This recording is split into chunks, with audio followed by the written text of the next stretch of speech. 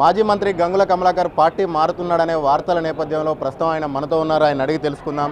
ఆయన ఏమంటున్నాడు ఆయన మాటల్లోనే తెలుసుకుందాం. సార్, మీరు పార్టీ మారుతున్నాడనే వార్తలు వస్తున్నాయి, దీనిపైన మీ స్పందన ఏంటి? కొన్ని క్రెడిబిలిటీ లేని పేపర్లు నా క్యారెక్టర్ దెబ్బతీసే ఉద్దేశంతో, నన్ను బదనాం చేసే ఉద్దేశంతో కొంతమంది చిల్లర పేపర్ రాస్తుండ్రు.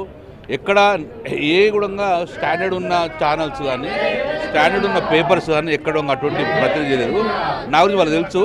ఇవన్నీ ఆరోపణలు కొట్టివేస్తున్నాము కాబట్టి దయచేసి నమ్మద్దని కూడా మేము చెప్తున్నాను. కొంతమంది ఇక్కడ పనిలేని పేపర్లు అన్నీ కూడా నా క్యారెక్టర్ దెబ్బతీసి రాసి అయోమలు గురి చేస్తున్నారు కాబట్టి అటువంటి ఆలోచన లేదు. దయచేసి మీ మీడియా తరుణంగా చెప్పండి. అంటే మీ మీద వరుసగా జరుగుతున్న, అంటే మీ అనుచరుల మీద వరుసగా జరుగుతున్న కేసులు కావచ్చు, అరెస్టులు కావచ్చు, వీటన్నిటి నేపథ్యంలో మీరు అనుచరులతో చర్చించి మీరు పార్టీ మారుతాడని నిర్ణయించుకున్నట్టు సమాచారం.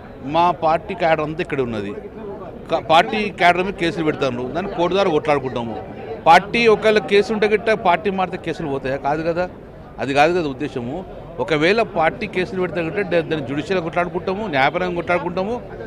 అంతే తప్ప ప్రభుత్వ పెద్దలకు స్పందిస్తాం. కానీ దాంతో క్యాడర్ మొత్తం పోవడం ఎంత తప్పు ముచ్చారా? మా మీద కావాల్సిన కొంతమంది చెప్తున్న కాబట్టి దాన్ని నమ్మద్దని కూడా మీ ద్వారా ఎప్పుడు జరుగుతుంది. కమలాకర్ గారు, మీ మీద వస్తున్న వార్తలకు బలం చేకూరే విధంగా మీ పార్టీ వర్కింగ్ ప్రెసిడెంట్ కేటీఆర్ రెండు సార్లు మీ ఇంటికి వచ్చి చర్చించినట్టు, మీ కుటుంబ సభ్యులతో కూడా నిన్న కూడా చర్చించినట్టు, మీరు ఫీల్డ్కి వెళితే ఆయన మీ కుటుంబ సభ్యులతో చర్చించి బుజ్జగించినట్టు సమాచారం. వీళ్ళే ఉన్నారు, ఉన్నవా వీళ్ళే కదా, ఏమని చూస్తారు?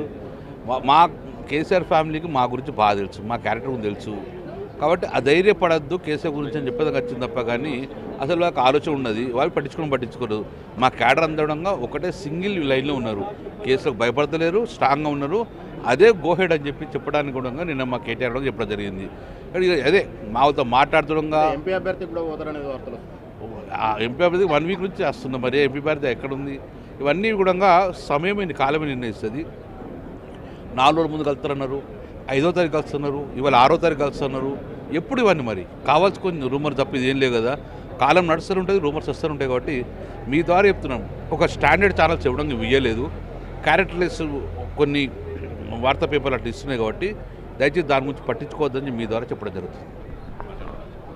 ఎట్టి పరిస్థితులలో పార్టీ మారేది లేదు, నేను బీఆర్ఎస్ను వీడేది లేదని చెప్పేసి మాజీ మంత్రి గంగుల కమలాకర్ అంటున్నారు. కెమెరా పర్సన్ సంపత్తో కలిసి భాస్కర్, ఎన్టీవీ, కరీంనగర్ నుంచి.